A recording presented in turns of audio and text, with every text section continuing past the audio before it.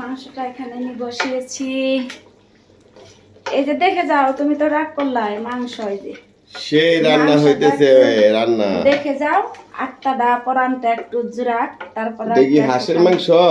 হ্যাঁ, অনেক বড় হাঁস আনছিল তো, দেখা যায়। আচ্ছা, একটু ঢেকে দেই, ঢেকে রান্না করব।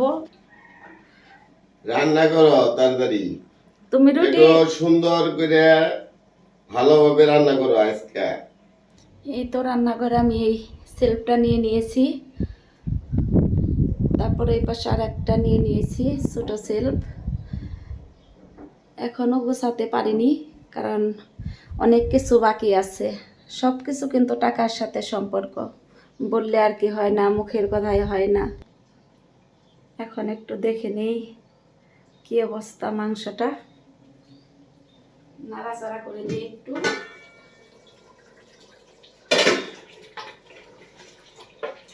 ছেলেদের তো মনে হয় যে বললে তাড়াতাড়ি সবকিছু হয়ে যায়, কিন্তু আসলে যে মেয়েদের কত কষ্ট সেটা কিন্তু ছেলেরা বুঝে না।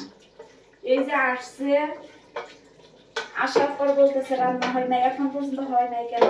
কিন্তু সকাল থেকে কিন্তু আমি বসে নাই, একটার পর একটা করতেইছি। তারপরেও কি মনে হয় আমার, সে তো রাগ করতে পারলো, আমি কিন্তু রাগ করতে পারলাম না।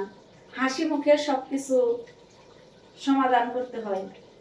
মহিলাদের মানে এটাই কাজ, কিছু করার নেই। যেহেতু পরের ঘরে এসেছি, বকাও শুনতে হবে, হাসি মুখও দেখতে হবে, এটাই নিয়ম। যতই দুঃখ হোক, কষ্ট হোক, এইভাবেই থাকতে হবে।